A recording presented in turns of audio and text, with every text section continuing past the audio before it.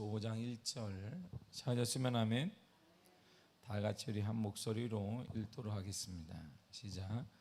그리스도께서 우리를 자유롭게 하려고 자유를 주셨으니 그러므로 굳건하게 서서 다시는 종의 멍에를 매지 말라. 아멘. 기도하겠습니다. 조윤이 드렸습니다. 하나님 감사합니다.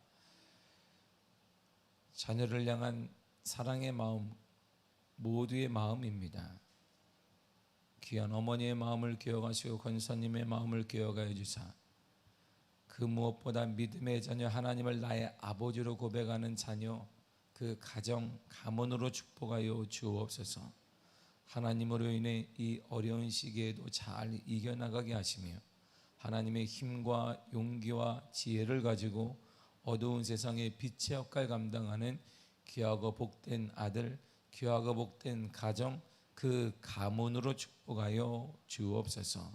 우리에게 간밤에도 단잠 허락하시고 이 아침에 하나님과 더불어 하나님과 함께 하루를 열어갈 수 있는 은혜 주심을 감사드립니다.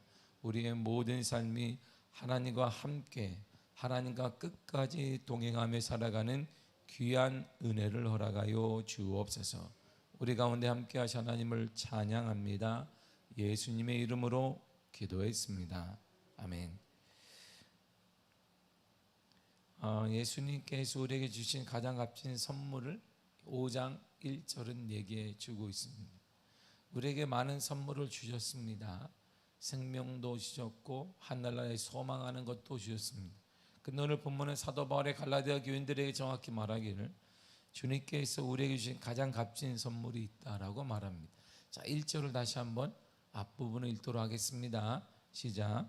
그리스도께서 우리를 자유롭게 하려고 자유를 주셨으니. 아멘. 보세요.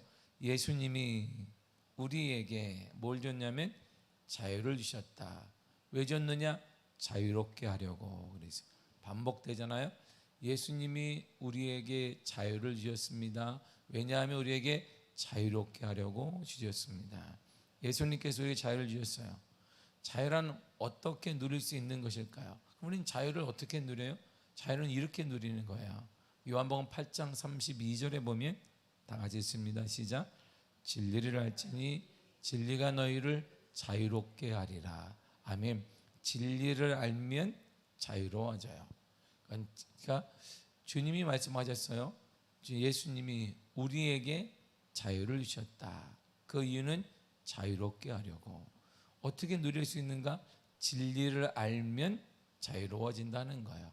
그러니까 진리를 모르면 자유롭지 않아요. 우리가 자유로운데요, 그거는 오만방자한 거예요. 방종하는 거예요. 그냥 내 마음대로 사는 건 방종이지 자유가 참다운 자유가 아닙니다. 진리를 알아야 자유로워져요. 진리가 뭔데요? 진리가 이거예요. 요한복음 14장 6절을 보세요. 시작. 예수께서 이르시되 내가 곧 길이요 진리요 생명이니. 아멘. 그랬어요. 예수님이 직접 말씀하셨어요. 내가 길이고 진리고 생명이다. 그러니까 예수님이 뭐예요? 진리예요.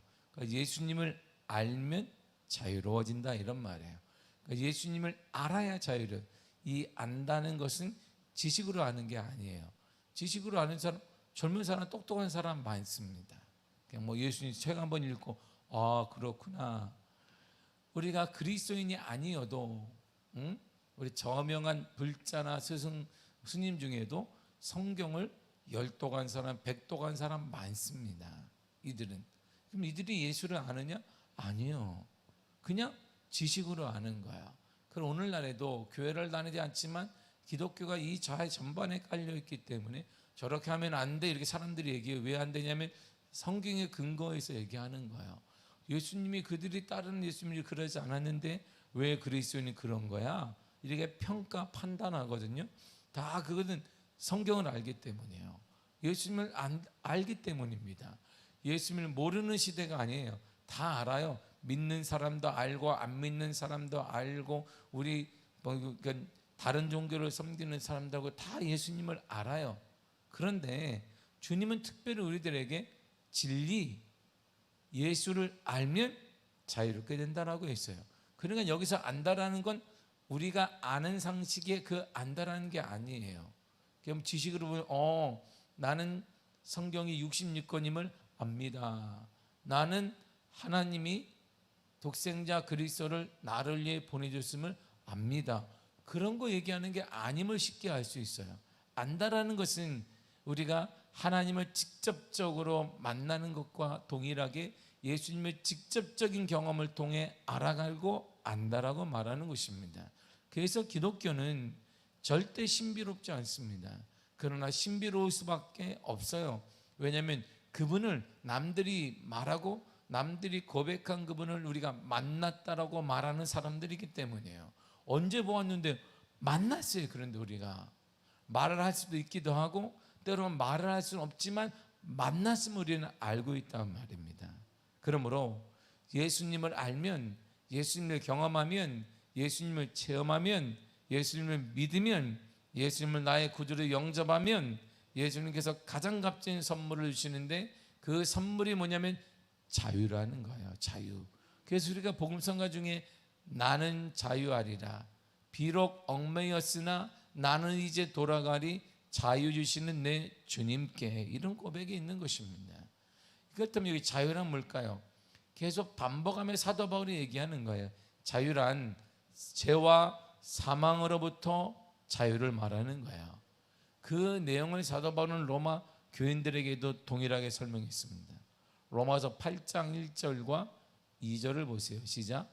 그러므로 이제 그리스도 예수 안에 있는 자에게는 결코 정죄함이 없나니 이는 그리스도 예수 안에 있는 생명의 성령의 법이 죄와 사망의 법에서 너를 해방하였습니다. 아멘.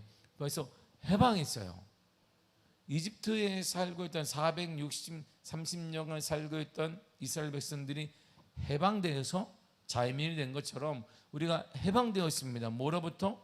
죄와 사망으로부터. 죄와 상한함으로부터 해방됐으니까 자유로워진 거예요. 이 자유를 그런데 오해하거나 곡해하면 안 됩니다. 삶을 마음대로 살아가는 것, 그게 자유가 아닙니다. 만일 자유를 누린다고 방종한 삶을 살게 되면 그 자유는 죄와 사망을 이기는 것이 아니라 다시 죄의 뇌로 우리를 만들기 때문에 성경에서 말하는 그 자유가 그게 아니에요. 내 마음대로 살고 내 생각대로 살고 우리는 죄 지어도 되고 뭐 해도 되고 나는 자유에, 왜? 나는 하늘나라 갈 수 있기 때문에, 그런 게 아니란 말입니다. 하나님이 그리스도가 나와 함께하면 뭔가 떨림이 있어요. 죄를 지을 때 떨림이 있고 남의 말을 할 때도 떨림이 있어요. 그래서 우리가 그리스도와 함께하는 사람은 보는 눈이 달라지고 말하는 게 달라져요. 왜냐하면 떨림을 주님이 주시게 돼요. 그 떨림을 뭐라고 하냐면 동행이라고 말하는 거예요. 동행. 자 보세요. 우리가 나쁜 사람, 내가 예전부터 나를 속였던 나쁜 사람을 만났어요. 혼자 있을 때는 야 나쁘다고 말하지만 내가 사랑하는 자녀를 데리고 만나면 함부로 말하지 않아요.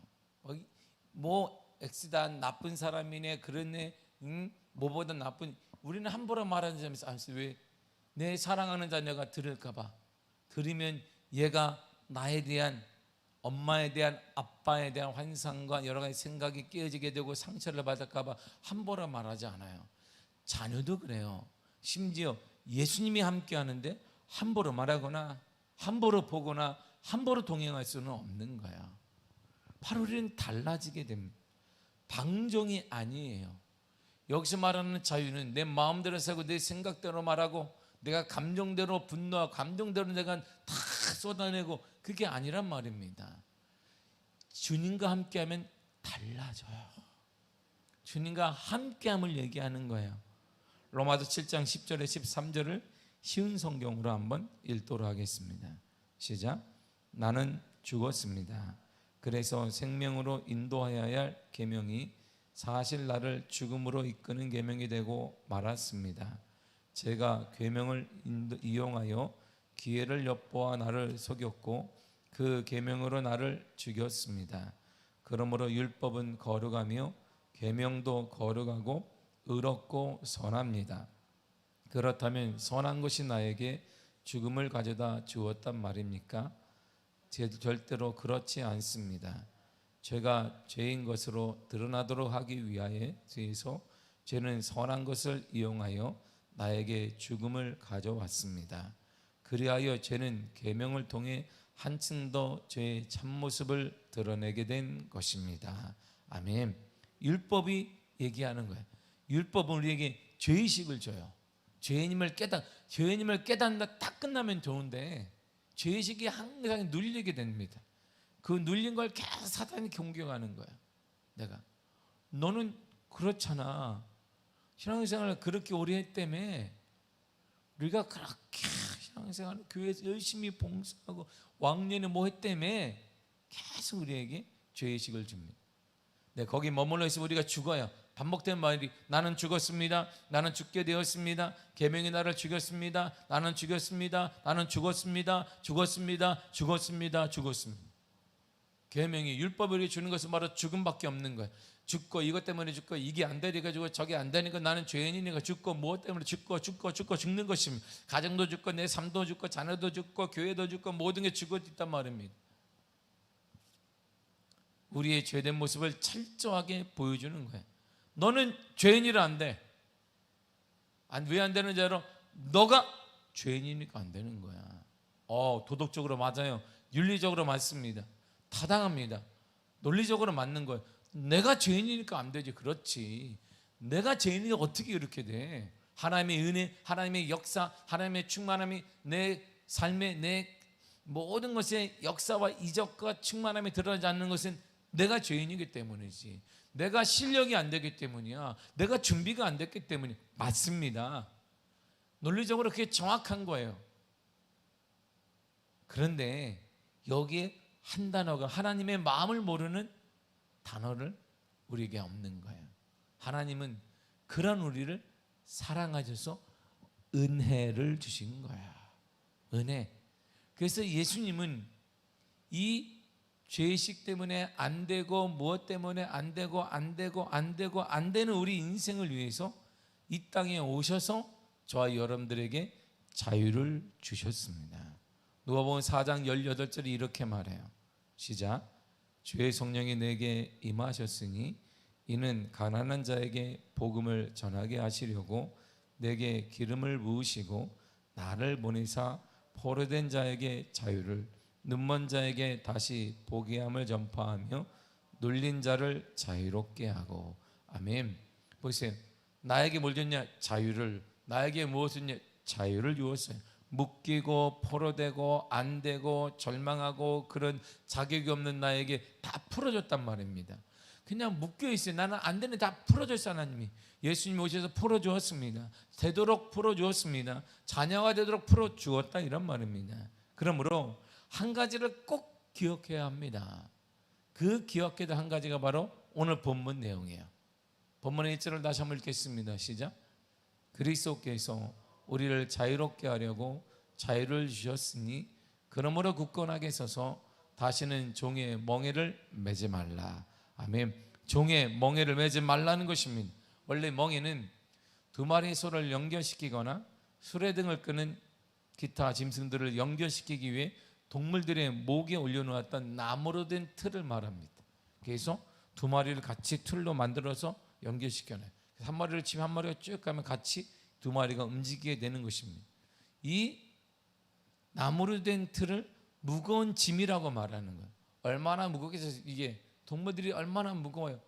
거기서 나갈 수도 없어요. 틀로 딱 짜놨기 때문에 소가 아무리 힘들어도 그냥 채찍하는 대로 갈 수밖에 없습니다. 나가고 싶어도 나갈 수가 없는 거야. 바로 그 나무로 된 틀을 무거운 짐이라고 성경은 말하고 사람들은 말합니다. 바로 그 무거운 짐을 진 사람들, 죄의 노예 상태에 있는 사람들을 의미한단 말입니다. 그런데 예수님은 다시는 종의 멍에를 매지 말라 이렇게 말했어요. 예수님이 그 무거운 짐을 내려놓으라고 하신단 말입니다. 그거 지지 말라, 그거 지면 안 된다, 이런 은혜를 주셨기 때문이에요. 주님이 바로 정확히 저와 여러분들에게 마태복음 11장 28절에서 이렇게 말씀하셨습니다. 다 같이 있습니다. 시작. 수고하고 무거운 짐진 자들아 다 내게로 오라, 내가 너를 쉬게 하리라. 아멘. 쉬게 하시겠다는 거예요. 그거 멍에 매지 말라, 내가 너를 쉬게 하리라. 그거 지지 말라, 내가 너를 쉬게 한다라는 것이. 그러므로 굳건하게 서야 합니다. 흔들리지 말아야 합니다. 절대 흔들리지 말아야 됩니다. 우리는 자격이 안 돼요. 저와 여러분들 자격이 안 돼. 끝났어. 우리는 자격이 아무것도 안 돼. 우리는 늘 감정적이에요. 우리는 늘 이렇게 해서 우리는 늘 주님 앞에 설 수 있는 자격이 아니에요. 내 생각대로, 내 고집대로 내가 어떻게 살았어요. 성경에 말한 대로 우리는 다 양 같아서 그릇 행하여 각기 제 길로 갔습니다. 양은 정말 말을 안 들어요.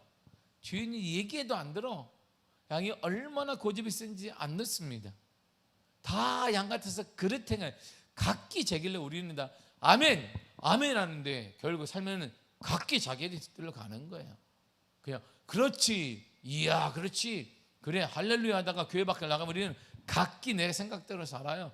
각기 내가 하고 싶은 대로 살아요. 우리는 왜 배운 대로 하는 거예요. 우리는 내가 힘이 있다고 생각하는 그대로 살아요. 돈이 힘이 있다고 생각하면 돈 가지고 살고, 자녀가 힘이 있다면 자녀의 의지하며 살고, 다 이렇게 삽니다. 변화되지 않아요. 그런데 그는 희망 없는 저와 여러분들 위해 예수님이 대신 죽으심으로 이렇게 말씀하셨습니다. 다 내게로 오라. 무거운 짐을 가진 자 다 내게로 오라. 내가 너희를 쉬게 하리라 그랬어요. 주님이 쉼을 허락하여 주십니다. 그 문제를 하나님께서 예수 그리스도를 통해 안식을 허락하여 주십니다. 여러분의 그 문제를 주님께 맡기란 말이에요. 여러분의 그 문제를 주님께 맡기시기를 바랍니다. 그때 하나님의 선한 역사가 일어나게 되고 하나님의 축복과 은혜와 한층 더 가벼운, 한층 더 자유로운, 한층 더 소망 있는 삶을 살게 되는 것이에요.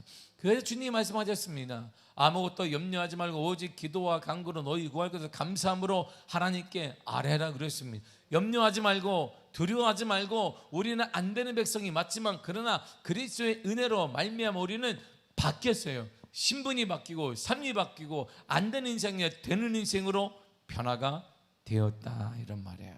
우리 주님은 저와 여러분들에게 자유를 주십니다. 우리 주님은 저와 여러분들에게 쉼을 허락하여 주십니다.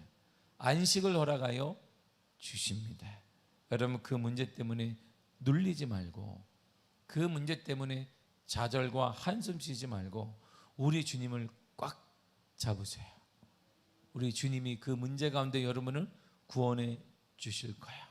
430년간 노예 생활 가운데 그들을 콕 집어서 자유민이 되게 하신 것처럼 지금까지 우리에게 눌리고 있던 그 문제 속에서 주님이 콕 집어서 우리를 자유롭게 해 주실 거야. 가정의 복음화의 문제도, 우리의 물질의 문제도, 질병의 문제도, 여러 가지 기도의 모든 제목도 주님이 콕 집어서 참된 은혜를 허락하여 주실 것입니다. 그분을 우리는 아버지라고 불러요. 그분을 우리는 구원자라고 부르고 있습니다. 참된 놀라운 신앙의 고백에 따라 여러분들 삶의 자유함과 참된 쉼과 안식이 가득하기를 간절히 축복합니다. 기도하겠습니다. 주님 감사드립니다. 진리를